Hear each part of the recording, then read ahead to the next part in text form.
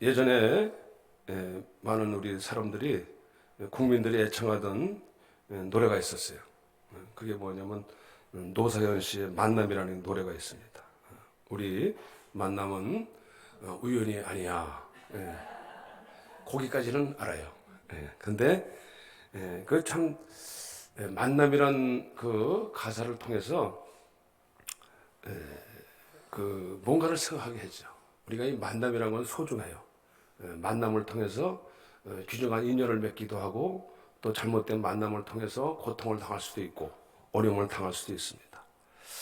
근데 그 중요한 거는 그냥 물론 어쩌다 우연히 마주칠 수도 있어요. 우리가 지나가다가 뭐 마주칠 수 있는 그런 만남이 아니고 이 만남은 정말 우연한 것이 아니고 좀 어떤 그 섭리와 하나님의 뜻이 있으므로 우리가 만남을 가질 수가 있습니다.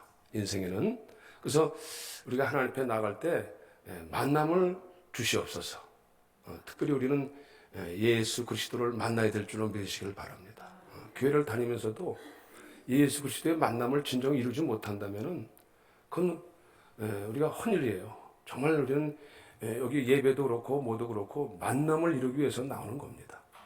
주님과 진정한 우리의 만남은 내가 정말 우리를 채우라 하시고 긍휼히 여기시는 그분이 내 안에 오셔서 그분의 만남을 왜 만나고자 하시는가를 우리가 알아야 돼. 그래서 그분이 만나야 돼. 예수님이 오늘도 여기 보면 난이란 성으로 가시게 됐습니다. 그래서 한 과부의 그 장례 행렬을 마주치게 되시는 거예요. 근데 이게 그냥 우연이 아닙니다. 우리가 볼 때는 어떻게 가다가 우연히 만났겠지. 근데 사실은 여긴 의미가 있는 거예요.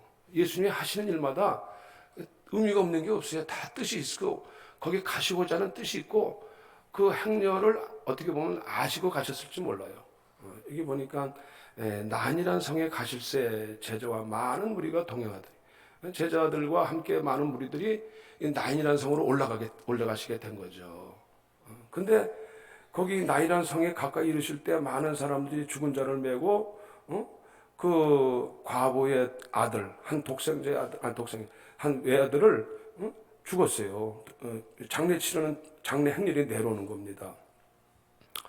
근데 여기 사실 여기 이제 나인이라는 성이라는 뜻이 있는데 이 나인이라는 뜻은 말이죠. 무슨 뜻이냐면은 즐겁다, 또 편안하다, 또 아름답다, 이쁘다. 그러니까 겉으로 볼 때는 이 나인이라는 성이 굉장히 화려하고 아름답고 또 굉장히 보기 좋게 보였어요. 우리 인생도 마찬가지라고 봐요. 우리 인생도 겉으로 볼 때는 참 우리가 세상에 좀 즐겁다, 좋다, 뭐 그럴 때 있었잖아요. 낙원이다. 에덴 동산에 하나님 지으실 때는 낙원이었어요. 그런데 이 죄가 들어옴으로 인해서 쫓겨났잖아요. 인생의 죄와 사망으로 쫓겨나 버렸어요. 어떻게 보면 겉으로 보기에는 정말 좋아 보여요. 그러나 결국은 나인한 성에 이 과부란 이분, 이 과부도 모르겠어요. 이분이 뭐 정말 이 비모가 있고 아름다웠는지 몰라도 그러나 불행을 당하게 된 거 아니겠습니까? 남편을 일찍 잃어버리고 또 그 젊은 또 자기 아들 외아들마다 또 죽었어요. 얼마나 고통스럽습니까? 가장 비극적이죠. 그러니까 인생이라는 것은 어떻게 보면은 겉으로 볼 때는 좋아 보이는데 이렇게 비극으로 정말 슬픈 일을 당하는 일이 너무 많다는 거예요. 어떻게 보면은 우리가 겉으로 볼 때는 세상이 좋아 보이는 것 같지만은 다 그 마음의 어떤 마음의 아픔을 다 앓고 살아가고 있는 거예요, 사실은. 그런데 이것은 어떻게 보면 죽음의 행렬입니다. 죽음의 행렬이에요. 인생은 뭐 우리가 세상에서는 세상은 끝이 뭐 유행처럼 뭐 해피엔딩으로 끝날 거야. 뭐 옛날에 우리 어른들이 애들한테 동화 얘기했을 때 옛날에 하고서는 그렇게 행복하게 살았더래요. 선녀와 나무꾼이 만나가지고 행복하게 살았더래요. 절대로 그렇게 인생은 그렇지 않아. 인생을 한번 죽는 것은 정하신 거야. 그게는 뭐가 있어요? 심판이 있어요. 심판이 철저한 심판이 있다니까. 인생은 결코 오히려 태어나지 않았으면 좋겠다고 할 정도야. 죽음 후에는요 무서운 심판이 기다리고 있다니까. 영원히 행복하게 살았으면 얼마나 좋겠어요. 선녀와 나무꾼이 행복하게 살 것 같아? 둘이 안 맞는데 손주와 남꾼이 어떻게 행복하게 살아? 맞춰봐. 하늘에서 내려온 사람하고 나무꾼하고 어떻게 행복하게 살아? 그거 힘들어, 살기. 얼마나 서로 맞추면서 살기 힘들었겠어. 손주는 날마다 나풀나풀 하는데 남은 시간 어떻게 살겠어? 쉽지 않다니까. 쉽지 않아요. 응? 그런데 인생은 이게 죽음의 행렬이라는 거예요. 인생은 이게 큰 고통 가운데 결국은 이게 죽음으로 장성곡을 부르면서 가는 인생이에요. 사실 이걸 알아야 돼요. 겉으로는 화려한 것 같지만 아니란 얘기. 그래서 이 로마서 5장에서도 보면 우리 인생은 한번 죽는 것일 뿐만 아니라 아담으로 말미암아, 아담으로 인해서 이것이 뭡니까? 우리가 왜 제가 이렇게 죽음의 행렬을 가고 있습니까? 물론 그 축권에 있는 사람들은, 과부를 아는 사람들은 아마 위로해주고자 같이 많이 동행해서 아유 안 됐네 어떻게 하다가 아이고 하면서 같이 갔을 줄 몰라. 위로해주고 같이 갔지만은, 그러나 이 같이 결국은 같이 죽음의 행렬로 그 길로 같이 가는 거예요. 사실은 그분들도 다 같이 가는 거라고 사실은. 그래서 이 여인은 정말 흐느끼면서 너무나 슬픈 거죠. 너무나 자기 자식이 정말 기댈 수밖에 없고 의지할 수밖에 없는 하나밖에 없는 아들,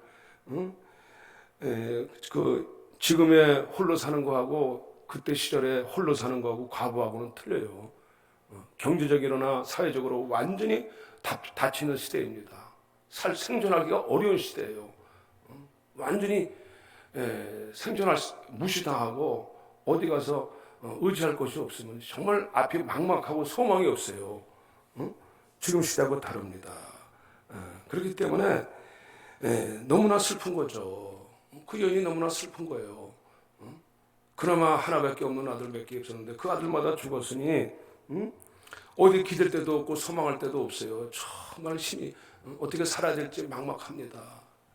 근데 주님께서 그 여인을 보시고 그랬어요.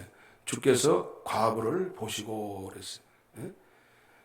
그 성에 많은 사람들이 그와 함께 나올 때에 마치 그 여인을 아시는 것처럼 불쌍히 여기셨어요. 울지 말라, 울지 말라, 울지 말라. 불쌍히 여기셨다는 거예요. 불쌍히. 그러니까 여기서 불쌍히 여기셨다는 것은 어떻게 보면 우리가 그냥 치근하게 여기시고 아이고 좀 안 됐구나. 물론 주변 사람들은 너무나 동정심을 가지고 안 됐네 하면서 어떻게 위로하지만은 여기서 주님께서 불쌍히 여기셨다는 얘기는 정말 어떤 면에서 볼 때 물론 치근히 여기실 뿐만 아니라 정말로 창자가 애끓는 마음이라는 거예요. 창자가 끊어지는 마음. 정말 안타까운 마음이에요. 안타까운 마음. 너무나 심통한 거예요. 주님의 마음이 보실 때는. 왜냐? 근데 이 여인뿐만이 아닙니다. 이 죽음의 행렬을 보실 때 그 과부를 따라가는 그 죽음의 행렬을 보시고 정말 너무나 침통하신 거예요. 우리 인생길이 그런 거예요. 주님은 하나님 왜 이 땅에 오셨습니까? 예수님이 왜 이 땅에 오셨어요? 인생을 너무나 불쌍히 보시는 거예요. 우리 인생들이. 정말 거기엔 물론 돈 많은 사람도 있고 정말 세상에서 너무나 유유자적하게 사는 사람도 많을 수 있어요. 그러나 인생은 불쌍한 거예요. 왜냐? 그 영혼이 나중에 어떻게 될 것인가를 알면 주님은 너무나 앞날에 소망도 없고 미래가 없어요. 물론 그 애는 당장 현실적으로 너무나 힘들어요. 그러나 먼 미래를 볼 때 인생들은 소망이 없는 거예요.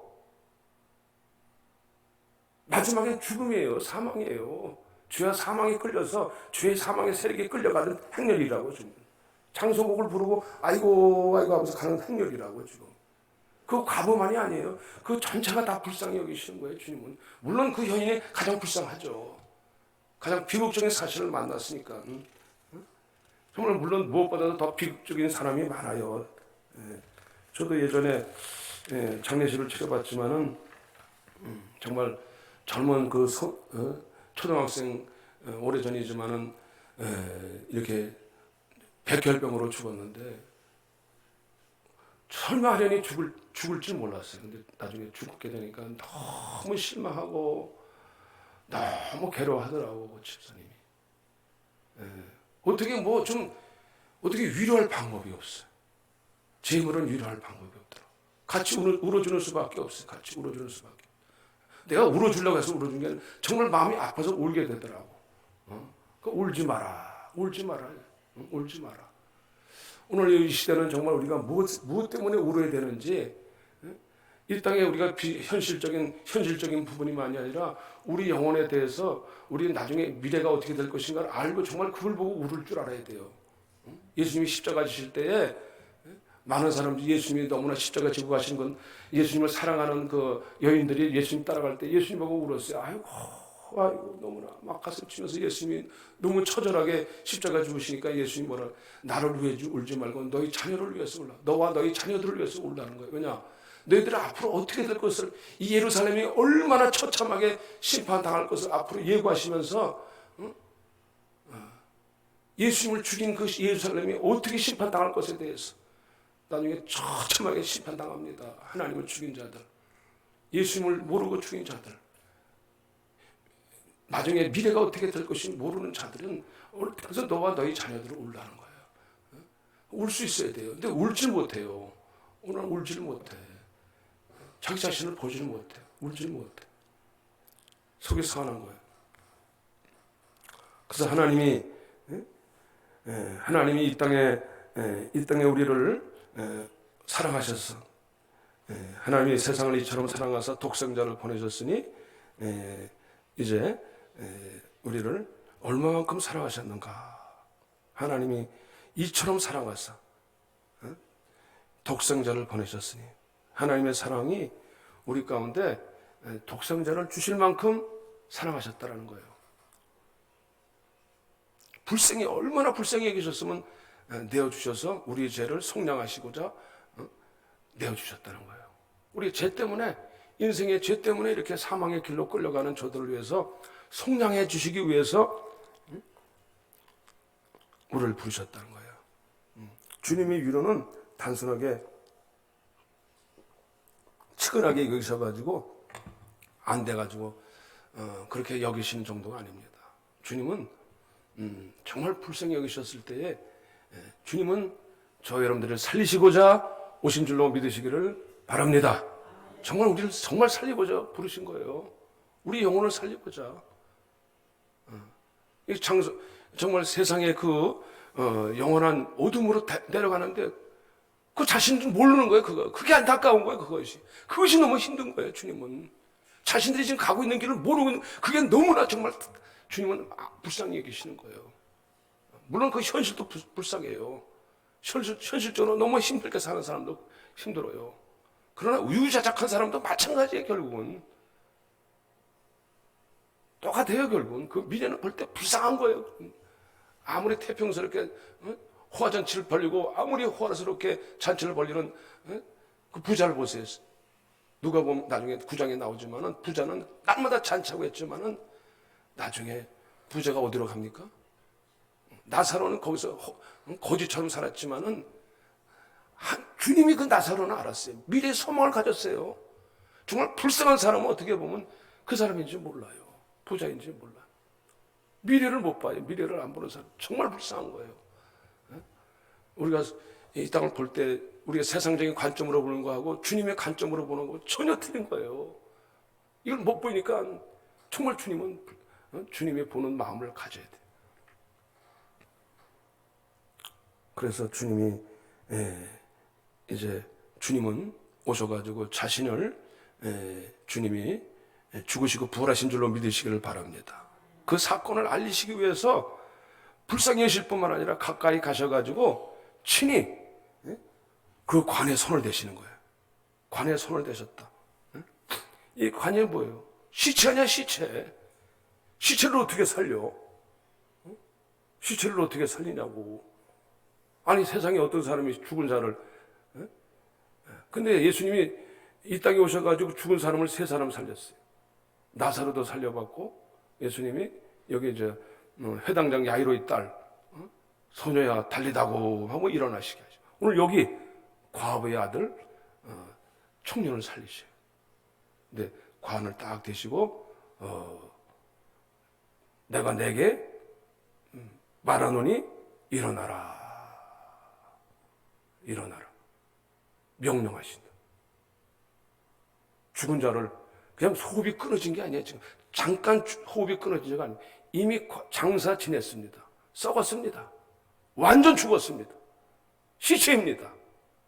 주님이 어떻게 살아나셨어요? 주님이 잠깐 호흡 잠깐 끊어졌다가, 물론 병원에서는 회생하는 사람이 가끔 있다 그래요.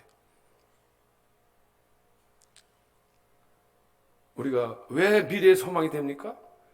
장사 지낸 지 사흘 만에 다시 살아나셨기 때문에. 예수님은 3일 만에 부활하셨다는 건 뭐예요? 완전히 죽으신 거예요. 완전히 시체가 되신 거예요. 시체. 무덤에 들어가신 거예요. 무덤이 쪼개져서 나오는 거예요. 저와 여러분의 미래의 소망은 다시 부활할 수 있는 몸으로 다시 살린다는 사실을 믿으시길 바랍니다. 우리가 이 믿음의 소망이 없으면 뭐하러 예수를 믿어요? 예수 왜 뭐하러 믿어요? 이 소망 없이 그냥 현실적으로 좀 안정하고 좀 건강 중요해요. 그러나 진정한 소망은 그게 아니에요. 그런 소망이 없으면 뭐하러 예수를 뭐하러 우리가 정말 붙잡고 살려고 그래요? 나중에 가서 소망이 없으면 그냥 끈 떨어지면 그냥 죽으면 어떻게 돼요? 내가 예수 믿는 거 건지 그런 소망도 없이 살았어. 나중에 보니까 끈 떨어져 있네? 여러분 그런 소망 가지고 믿음 생활하세요? 무슨 소망 가지고 믿음 생활하시냐고? 여기 현실적인 부분만 가지고 우리가 당장 좀 장사가 잘 돼야 되고 소원을, 주님이 우리의 소원을 모르신 건 아니에요. 그러나 정작 그 소원을 놓쳐버리니까, 내가 이것 때문에 이거를 놓쳐버린다면은, 내가 이걸 더 소중히 하고 정말 진짜 소망을 놓쳐버린다면은 주님 그것 때문에 안타까워하시는 거예요. 물론 이것도 소중해. 이 땅의 것도 소중해. 그러나 이 땅의 것 때문에 내가 이것을 놓친다면은 정말 그것은 영원한 불행이에요. 영원한 사망이라. 다시 한번 주님은 관에 손을 대시고 달리다고 또 소녀야 청년아, 마치 개인적으로 말하듯이 내가 내게 말하라. 일어나라. 주님이 부활하셨듯이 오늘 이 죽은 자를 부활하신 줄로 믿으시길 바랍니다. 우리의 부활을 예시하신 거예요. 이 땅에서 죽은 자를 살릴 수 있는 분은 예수님밖에 안 계시죠. 주님만이 살리십니다. 절대로 놓치면 안 됩니다. 이 부활신앙을 놓치면 안 돼요. 우리가 주일날 믿음대로 살려야 한다는 것은 이 소망을 가지라는 거예요. 이 소망을 놓치면 미래에 대한 소망이 없어요. 사람들은 점점 사망의 부패한 대로 끌려가서 결국은 우리가 싸늘한 죽음으로 끝나버려요. 그리고 어떻게 돼? 장사 지내고 하나님께 잊어버린 바 되어져서 하나님 앞에 영원한 수월로 내려가는 겁니다. 주님이 그토록 안타까워하면서 그토록 부르셨음에도 불구하고 그 끈을 놓쳐버렸어요. 그걸 믿질 않아? 얼마나 안타까워하시겠습니까? 이게 안타까운 거예요. 주님은 정말 다른 게 안타까운 게 아니에요. 주님이 창자가 끊어지는 거예요. 자궁을 내려놓는 것처럼 아파하시는 거예요. 주님이. 그래서 주님이 이것을 말씀하시는 거예요. 오늘날도 우리의 육체만에 살린다고 해서 우리는 이 아담으로 말미암아 옛사람으로 말미암아 마치 감각 없는 자 되어져서 우리가 우리 육의 사람, 옛사람, 겉사람만 따라가다 보면 관처럼 죽어갑니다. 에베소서 이 말씀을 경고하고 있는 거예요. 우리 가운데 너희는 마지막 때 마음이 허망해져 가지고 세상의 마음을 빼앗겨 가지고 마음이 굳어져서 하나님의 생명에서 떠나있도다, 이렇게 말씀하시죠. 세상 길로 육의 사람, 우리는 새 생명을 받았음에도 불구하고 관처럼 점점 내 영혼이 죽어가버려. 하나님 떠나가버려. 옛사람에 의해서 죽어버리면 어떻게 돼요? 우리 하나님은 우리에게는 에베소에 말한 것처럼 속사람이 있고 겉사람이 있습니다. 겉사람은 육의 사람이에요. 우리가 타고난 본래 아담의 사람입니다. 이건 세상 땅만 바라보고 사는 사람이에요. 땅의 영화와 부귀와 세상 것에만 바라보고 사는 사람이지만 육의 사람은 오로지 세상 정력과 안목의 정력만 보고 사는, 육은 그걸 못 봐요. 그러나 새로 속 사람은 영생을 맛봅니다. 부활의 주님을 압니다. 부활의 주님이 내 안에 오셨습니다. 그걸 놓쳐버리고 살면, 그걸 끊어버린다면 얼마나 그것이 우리 인생에 정말 얼마나 안타까우냐 이거예요. 내가 새 생명을 받았음에도 불구하고 이게 얼마나 주님께서 만나서 소망을 주셨는데 이걸 놓쳐버렸다는 거예요. 오늘 정말 이게 관이라는 것은 굳어졌다 이거예요. 관은 움직이지 않아요. 감각이 없어요. 오늘 많은 성도들이 죽었어요. 안타까운 거예요. 죽었어. 굳어졌어요. 생명에서 떠났대요. 성만에서 떠났다는 거예요. 살아있는 것 같으나 죽은 자라는 거예요. 하나님께 나오지만 죽어 있을 수 있어요. 이걸 내가 봐야 돼요. 내가 살았는지 죽었는지, 하나님께 대해서 살았는지 죽었는지를 알아야 된다는 거예요. 우리 믿음의 행위를 보면 알아요.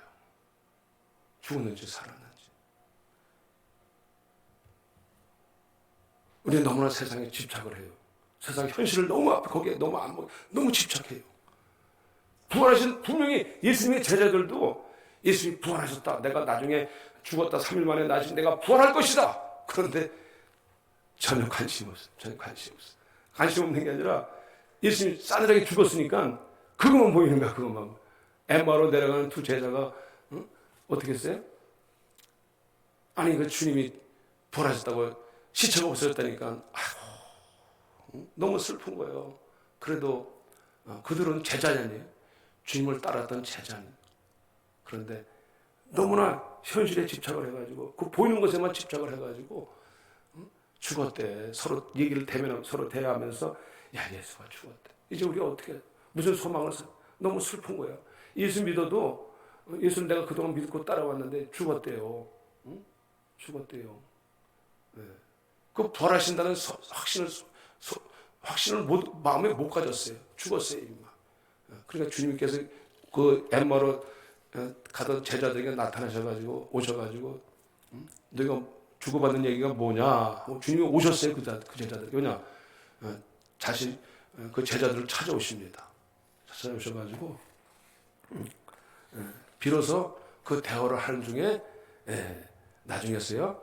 이제 주님께서 다시 그 구약 시대부터 그 선지자서부터 모세시서부터 주님께서 부활하시겠다는 그 약속을 서서히 풀어주시니까 그때부터 마음이 뜨거워지기 시작하고 말씀을 들을 때 나중에 보니까 이제 주막집에 잠깐 들면서 예수님인 줄 몰라봤어요. 그들이 주님이 오셨지만 죽었다니까 이 눈이 실명이 돼버렸어. 실명이 됐다는 얘기는 안 보인다는 게 아니라 판단력을 잃어버렸어요. 영적으로 판단력이 잊어버렸다니까. 부활의 소망이 없으니까 모든 것이 다 사람이 한번 너무 침체돼 보세요. 모든 것이 다 판단력이 모든 것이 다 부정적으로 보이는 거예요. 사람이 너무나 이렇게 모든 현실 앞에서 모든 것을 이게 뭐가 잘 안 되지 모르면 사람이 완전히 시리에 빠지게 되면은 모든 판단력이 흐려버려요. 그래가지고 다 부정적으로 생각이 돼. 소용없어. 이게. 주님이 옆에 나타나셨는데도 불구하고 안 보여. 근데 그때부터 말씀을 풀어주시니까 이 말씀을 자꾸 그리고 주님 앞에 주님이 떡을 떼주실 때 비로소 눈이 열린 줄로 믿으시길 바랍니다. 주님이 오셔서 그 성찬하셔서 떡을 떼주니까 비로소 눈이 열린 거예요. 저와 여러분들이 오늘도 주의 말씀을 들으시길 바랍니다. 먹으시길 바랍니다. 오늘도 여기 보니까 주님께서 그 관에게 손을 대시면서 청년아 내가 내게 말하노니 일어나라. 할렐루야. 명령하십니다. 저와 여러분들은 주의 음성을 들으시길 바랍니다. 살아날 줄로 믿습니다. 요한복음 5장 18절에 진실로 너에게 이르노니 죽은 자들이 하나님의 아들의 음성을 들을 때가 오나니 그랬어요. 죽은 자들이 하나님의 음성을 들을 때가 온다는 거예요. 우리 죽었더라도 저와 하나님의 음성이 들리시기를 바랍니다. 그러면 곧 이때라 듣는 자는 살아나리라. 할렐루야. 오늘도 우리 저와 여러분들이 우리가 이 시대마다 때마다 하나님의 음성이 들리시기를 바라요. 주님의 음성이 살아날 줄로 믿으시길 바랍니다. 우리는 부활하신 주님이 이 말씀이 주님의 음성이 들리시기를 바랍니다. 오늘 우리 현실 앞에서 내 안에 있는 낭망, 야 이거 되겠어? 뭐 이게 현실적인 것도 마찬가지예요. 모든 것 시리에 빠지면은 다 비관적으로 들려지고 자꾸 기대가 무너져 보세요 한번. 그러면 그 트라우마가 생겨가지고 자꾸 모든 것이 그냥 비관적으로 생각이 되는 거예요. 생각이 안 바뀌어, 생각이 안 바뀌어. 근데 하나님이 오시면 음성이 들리면 바뀌질 줄로 믿으시길 바랍니다. 사람이 한 굳어져요. 거기 생각이 굳어지면 트라우마가 생겨가지고 모든 걸 매사를 자꾸 부정적으로 생각해요. 그러나 바뀝니다. 할렐루야.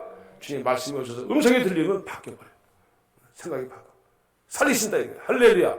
말씀이 살리십니다. 살려셔가지고 저와 여러분들이 하나님 말씀은 살았고 운동력이 있어서 자기의 어떤 날성검이라도 자기의 날성검처럼 우리 죽은 혼과 영을 깨워서 살리실 줄로 믿습니다.